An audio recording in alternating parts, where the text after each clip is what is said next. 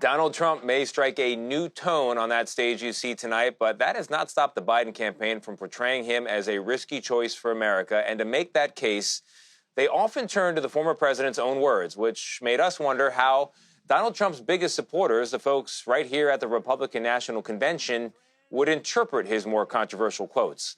What we found was often not what we expected. Take a look.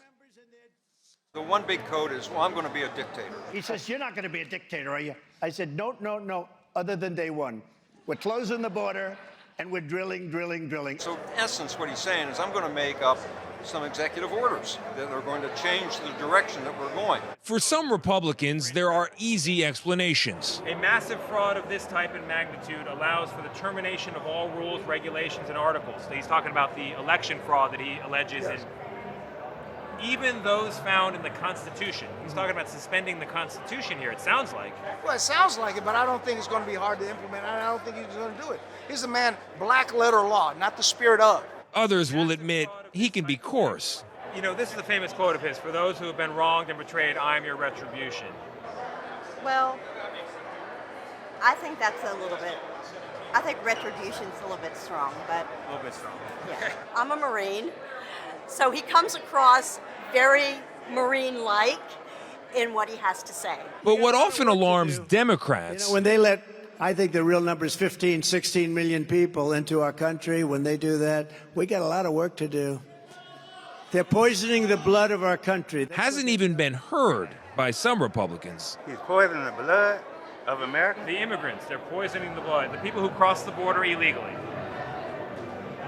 How should an independent voter hear that from Donald Trump? So I'm not really paying no attention. When you say fake news, I believe some of that be fake news. You don't think he really said this? I didn't hear him personally. I mean, it's on YouTube. You can find A lot it. of things on YouTube. And then there are those who have heard the comments. There's a large of them, of immigrants that are good people. I'm an immigrant myself. But the ones that are coming from the Middle East, that are terrorists. So poisoning the blood to you is a reference to Middle Eastern? Yeah. For me, Immigration. it's trying not to bring terrorists into America, defending freedom. What these Trump supporters take away Now, if I don't get elected, it's going to be a bloodbath for the whole. That's going to be the least of it. It's going to be a bloodbath for the country. is often not what Democrats argue is being communicated. For example, It's going to be a bloodbath for the whole country. We've had a lot of violence coming out of the left. And so when he says that, he's very clear. You hear him talking about the left. It's going to be a bloodbath because they're not going to tolerate Trump being president anymore.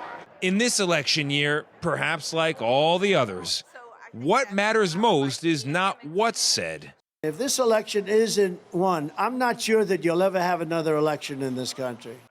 but who's saying it. I don't think you're going to have another election in this country if we don't win this election. What do you hear? A comment like that is absolutely the farthest thing from the truth. Well, but this is a Donald Trump quote. This is what he said at a rally, and you know, this is something that the Democrats will use. I see. No, I see. So how do you interpret this line from Donald Trump? I think he had a lot of concerns about the last election, and especially whether or not all the results were accurate. And I think with that mindset, he made that statement, wondering whether or not, if this election were rigged, what would be the cause for future generations. When you first read that statement, I thought you were attributing it to President Biden. Yeah, well, And then when you tell me that it's Trump, doesn't that tell you a little bit about what's going on in this country today when we have both major party candidates making similar statements about the other? Well, I think it does, but not in quite the way he was referring there. I think, by the way, he was talking about Joe Biden calling Donald Trump a threat to democracy, but I didn't expect to be quoting Brene Brown this morning, a prior guest of our show. But a line from her actually came to me as I was having these conversations, which is, we think that we are rational beings that are sometimes emotional, but in fact, we are emotional beings who are only sometimes rational, especially, it seems, with politics. Spot on. And it's not always the message, it's the messenger. All right, Tony, we appreciate you, man. Thank you so That was much. great. Tony, thanks so much.